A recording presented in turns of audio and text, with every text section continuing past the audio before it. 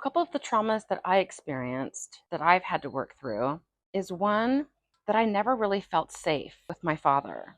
It was during my formidable years when my dad was addicted to substances and he was suicidal and threatened suicide with a gun in front of me. Some of the beliefs that came out of that was that I felt unsafe in the world.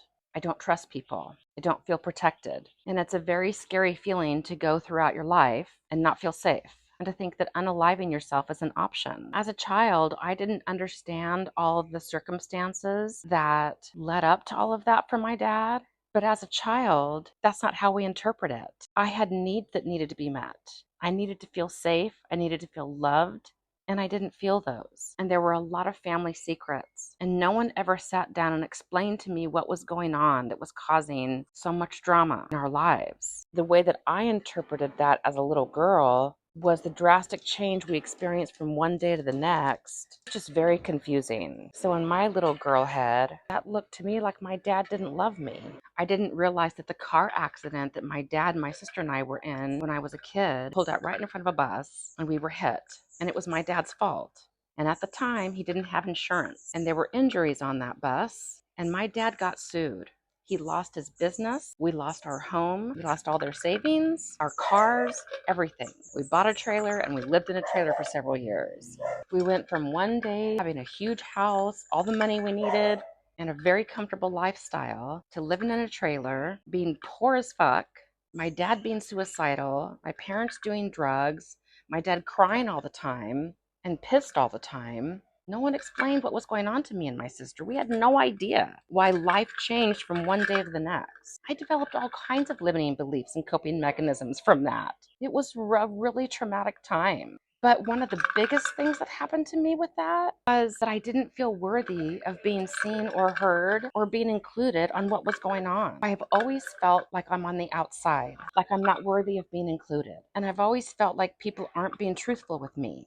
Even receiving compliments for the longest time was so hard because I didn't believe people. I thought there was ulterior motive because they couldn't possibly believe that. I didn't believe people. I didn't trust people.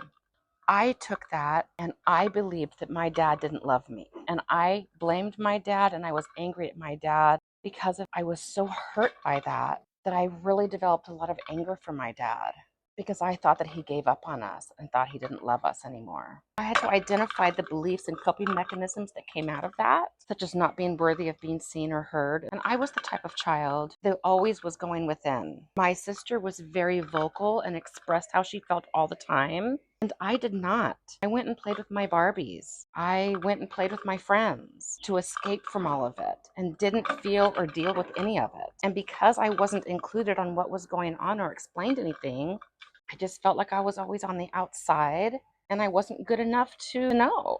Learning how to have my own voice has been really hard. Sometimes using my voice and speaking up for myself is messy. I'm a work in progress with it.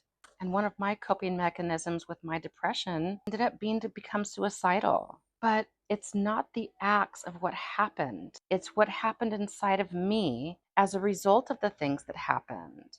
That's what I've had to heal. I've had to identify my limiting beliefs, identify my coping mechanisms, identify how it affected me on the inside. That is what I've been able to heal. Now, when I think back on those events, they don't feel good, but they no longer trigger me the way that they used to. I no longer believe I'm unworthy of being seen or heard. I now feel worthy of being included just as much as anybody else because I've identified how it manifested within me. Generational trauma is a bit different, and I'll be going over that tomorrow.